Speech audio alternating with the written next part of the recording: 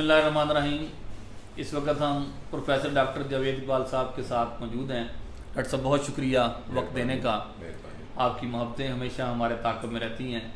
और एक सवाल मेरे जहन में अक्सर आता है कि हम ये सुनते हैं कि टेंशन जो है वो ना लें जी। आप आम तौर पे हम जब परेशान होते हैं तो लोग कहते हैं आप टेंशन ना लें।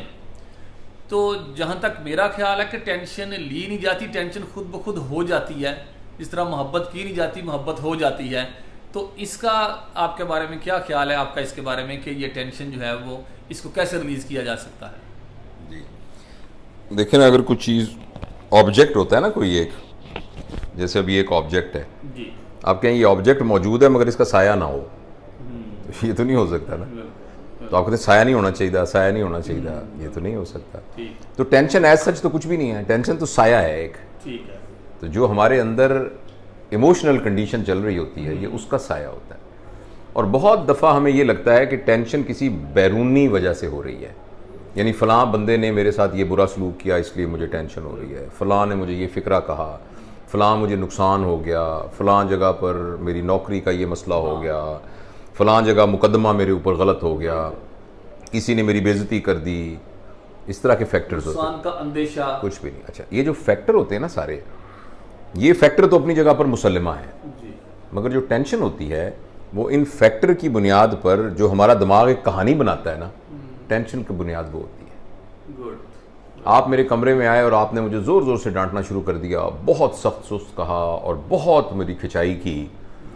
अब क्या मैं उसकी वजह से टेंशन में आऊँगा या नहीं आऊँगा, इसका ताल्लुक इस बात से नहीं है कि आप मुझे क्या कह के गए हैं। इसका ताल्लुक इस बात से है कि आपके इस कहने को मैं कैसे इंटरप्रेट करता हूँ। मैं कहता हूँ यार ये इमरान साहब तो मुझसे इतनी मोहब्बत करते हैं, जब भी बहावलपुर आते हैं मुझे मिल के जाते हैं, मौत से प्यार बहुत करते हैं। 100 बंदे मुझे कहते हैं यार वो आपकी एब्सेंस में बड़ी आपकी तारीफ़ कर रहे थे। आज एकदम जो इनको गुस्सा आया है तो मुझसे कोई बहुत बड़ी गलती हो गई है जिसकी वजह से ऐसा हो गया, या ये बहुत हर्ट हुए हैं, ये किसी तकलीफ़ में हैं, ये किसी मुसीबत में है, मेरा भाई इतनी तकलीफ़ में है कि उसने आके मुझे इतनी ज़ोर से डांटना है, मैं पता तो करूँ मेरे भाई को क्या तकलीफ़ है। अगर मैं ये सोच रहा हूँगा तो टेंशन क्या होगी, आपसे मोहब्बत ज़्यादा होनी शुरू हो जाएगी। बहुत अच्छे। और अगर फ़र्ज़ करें मैंने कहा कि ज़रूरत क्या हुई, उम्र में मुझसे छोटा है, क्या समझता है अपने आप को, ये मतलब है ये, तो फिर मुझे टेंशन होनी शुरू हो जाएगी। अच्छा, आप ये कहेंगे कि चलें ये तो जो आपने मिसाल दी है ये समझनी आसान है। फ़र्ज़ करें किसी को नौकरी से निकाल दिया, फ़र्ज़ करें किसी को नुकसान हो गया, तो फिर क्या करें?